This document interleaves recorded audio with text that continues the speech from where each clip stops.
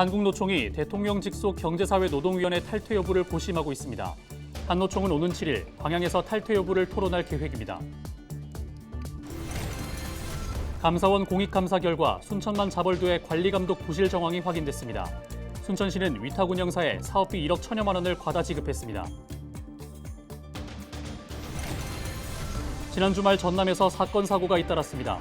신안과 진도에서는 선박이 침수 좌초됐고 나주에서는 차량이 뒤집히는 사고가 났습니다. 정부의 공공기관 2차 지방 이전을 앞두고 전국 지자체들의 유치 경쟁이 치열합니다. 지난해 대통령직 인수위 지방균형발전특위위원과 함께 우선 고려돼야 할 부분을 짚어봤습니다.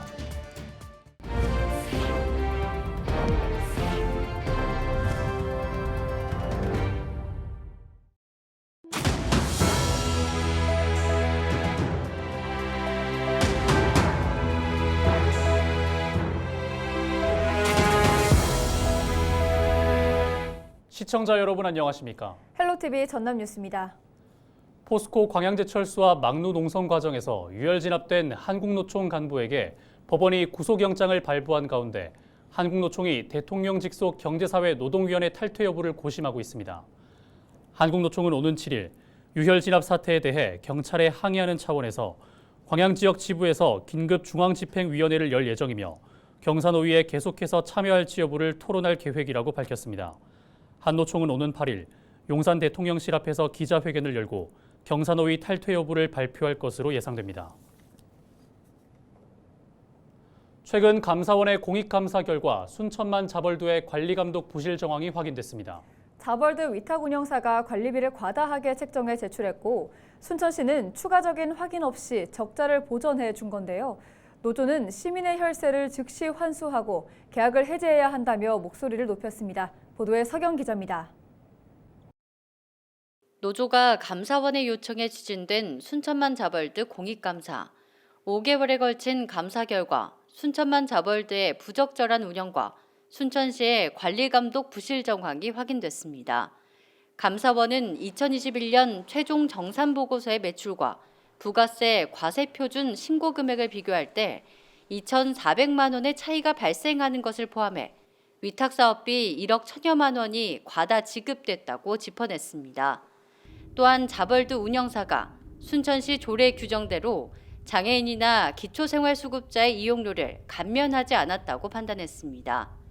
마지막으로 감사원은 수탁기간 2년 5개월과 동일하게 근로계약기간을 설정해야 하지만 근로자들이 1년 계약직 형태로 운영되는 등 모두 4건의 위법 부당사항이 적발됐다고 밝혔습니다. 노조는 책임자 문책과 운영사 형사고발, 즉각 계약 해제, 근로조건 개선 방안을 촉구했습니다. 강력히 요청합니다. 순천 시민의 모든 혈세 수억 원을 당장 환수하십시오. 불법과 부당을 마치 뻔뻔하게 자신의 수입으로 유장한 위탁 운영사를 당장 계약 해제하십시오. 최미 순천시 의원은 순천시가 자벌드에 대한 관리 감독을 제대로 하지 않았다는 사실이 명백히 드러났다며 운영사에 대한 형사 조치와 재발 방지책 마련을 요구하고 나섰습니다. 순천시가 순천만 자벌드를 위탁 운영하고 있는 주식회사 드림잡스쿨 정형태에게 책임을 물고 순천시가 조례 이행을 제대로 하지 않았던 점, 지도 감독을 제대로 하지 않았던 점에 대해서 앞으로 어떻게 할 것인지 계획을 발표할 때가 되었습니다. 한편 순천시는 감사원의 감사 결과를 존중한다고 밝혔습니다. 그러면서 운영비 과다 지급 문제에 대해서는 올 연말 정산 시기에 회수 처리할 것이라는 입장을 보였습니다. 헬로티비 뉴스 서경입니다. 지난 주말 전남은 해상과 도로에서 사고가 잇따랐습니다.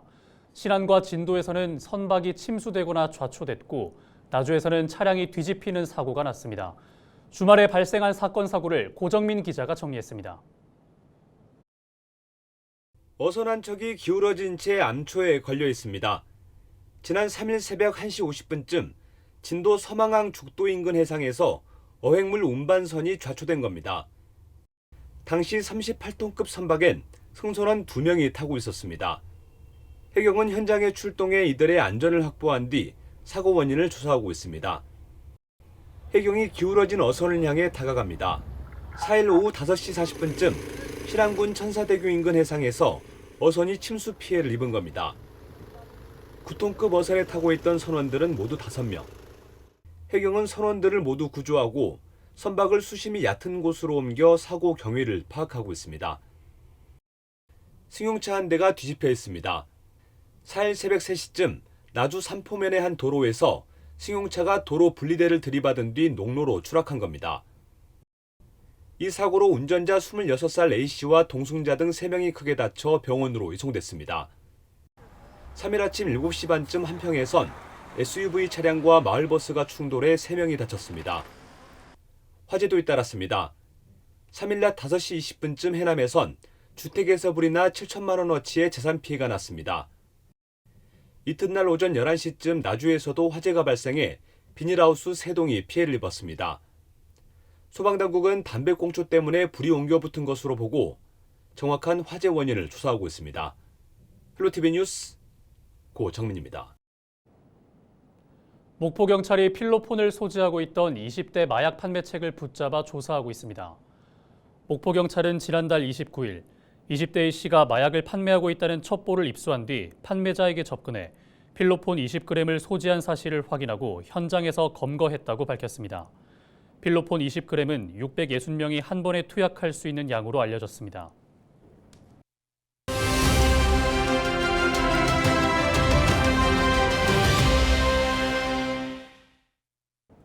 정부의 공공기관 2차 지방 이전을 앞두고 지자체들의 유치 경쟁이 치열합니다. 지난 1차 이전 성과를 보면 아쉬운 점이 많습니다. 국가와 지역균형 발전을 위해 어떤 점을 고려해야 할까요?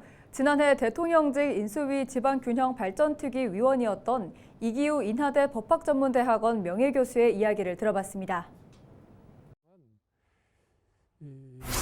공공기관을 비수도권으로 이전을 해가지고 이 균형 발전을 달성한다. 또 그래서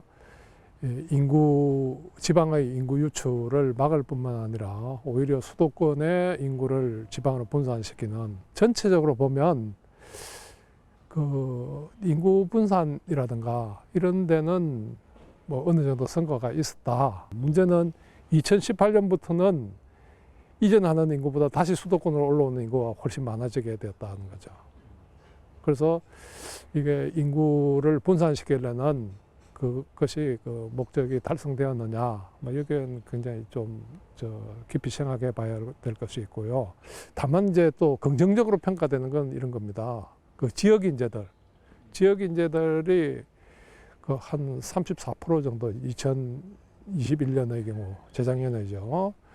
한 34% 정도가 지역 인재로 충당이 되었다 이러는데, 그건 그 지역에 사는 사람이니까 인구 분산하고는 관계가 없어요.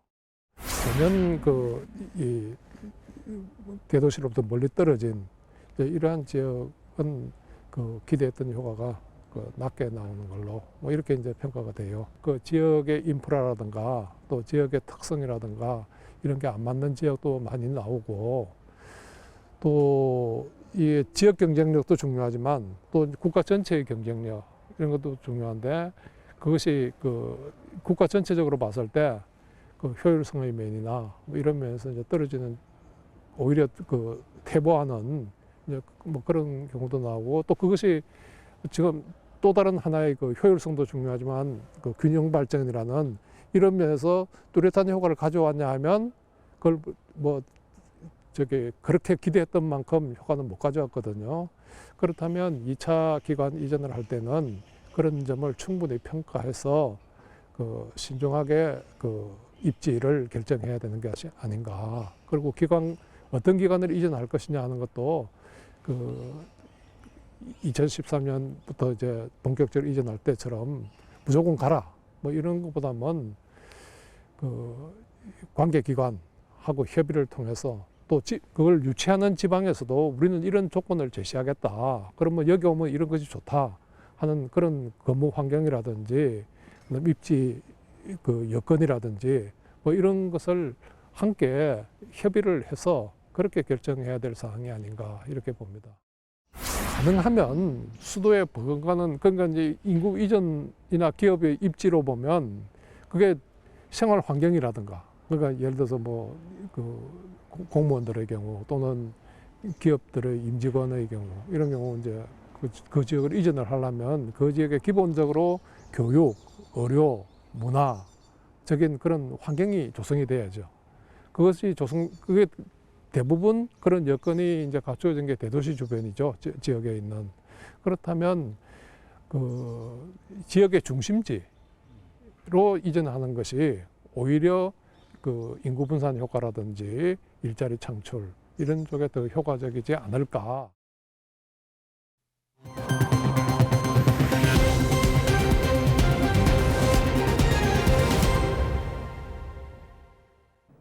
전남 목포의 김 가공 산업에 대한 외부의 관심이 높아지고 있습니다. 지난 3월 일본 수산청은 김 가공협회 등 단체 5곳과 함께 목포 대양산단에 있는 김 가공 공장을 방문해 제조 공정과 시설을 둘러보고 가공된 김의 품질을 확인했습니다. 일본에 이어 중국 베이징에 있는 무역 관련 기업에서도 대양산단을 방문해 생산시설에 대한 견학을 진행했습니다. 목포시는 앞으로 김 산업 전문기관과 진흥구역 지정, 마른김 거래소 도입 등 김 관련 시설에 대한 특화단지 육성에 속도를 내기로 했습니다. 전남도가 도내 숨은 의병들의 숭고한 뜻을 널리 알리기 위해 남도 의병 선양 사업을 본격적으로 추진합니다. 전남도는 22개 시군 학예연구사와 지역 향토사학자 등 44명으로 구성된 남도 의병 선양 자문단을 발족하고 첫 회의를 열었다고 밝혔습니다. 자문단에서 조사한 내용은 전남도와 광주 전남연구원 전문가 검토를 거쳐 전시에 반영할 콘텐츠로 최종 확정될 전망입니다. 전남교육청이 오는 7일부터 사흘 동안 2024학년도 대입정보 박람회를 엽니다. 전남교육청 대입정보 박람회는 오는 7일 목포실내체육관, 8일 나주종합스포츠파크, 9일 순천만 생태문화교육원에서 각각 개최될 예정입니다. 전국 74개 대학이 참여하는 이번 박람회는 오전 10시부터 오후 5시까지 학생, 학부모 누구나 대학별 입학사정관과 대면 상담할 수 있고 사전 신청을 통해 1:1 수시 상담을 받을 수 있습니다. 해남군이 전라남도에서 주관하는 공유자전거 확충 지원 공모 사업에 선정돼 방치된 자전거를 공공자전거로 재활용하는 사업을 추진합니다. 해남군은 앞으로 자전거 100대를 수거한 뒤 사업비 2억 원을 들여 대여소 설치와 자전거 수리 과정을 거쳐 오는 10월부터 대여 사업을 추진할 계획입니다. 해남군은 방치된 자전거가 주민들의 새로운 교통수단이 될 것으로 기대하고 있습니다. 전남 진도에서 생산된 농수산물이 호주 수출길에 올랐습니다. 수출길에 오른 농수산물은 진도 꽃게와 곱창김, 젓갈류, 건해산물과 진도쌀 등 모두 6,500만 원어치입니다. 수출길에 오른 농수산물은 주로 호주 한인마트에 공급될 예정입니다. 팽나무 십리길이 조성된 신안군 도초도의 환상의 정원이 산림청에서 인증한 모범 도시숲에 선정됐습니다. 신안군은 환상의 정원 수종 선정부터 식재와 사후관리, 연계 행사 등 인증 시사 기준을 모두 통과해 모범 도시숲 가로수 부문에서 인증을 획득했습니다. 강진군이 고향사랑 기부자들에게 제공하는 답례 품목의 추가 선정을 위해 공급업체 모집에 나섰습니다. 추가 답례 품목은 버섯과 장어 등 임수산물과 장류, 전통주 등 가공식품을 비롯한 10여 개로 강진군에 사업장을 둔 업체라면 신청할 수 있습니다. 접수 기간은 14일부터 16일까지로 강진군 세무회계과를 방문해 접수하면 됩니다. 목포시의회가 383회 1차 정례회를 갖고 11일간의 의정 활동에 돌입했습니다. 목포시의회는 오는 20일까지 진행되는 이번 회기에서 올해 이회 추가 경정 예산안과 각종 조례안 등을 심사할 계획입니다. 올해 이회 추경 예산안은 본 예산보다 874억 원 정도 증액된 규모입니다. 문차복 목포시의장이 27대 목상고 총동문회장에 취임했습니다. 문 의원은 지난 3일 목상고 인동관에서 27대 회장에 취임해 소통과 신뢰를 우선으로 동문들의 화합과 교류 활성화에 앞장서겠다는 포부를 전했습니다. 문 의원은 현재 12대 목포시의회 전반기 의장을 담당하고 있습니다. 이어서 AI 날씨와 생활입니다.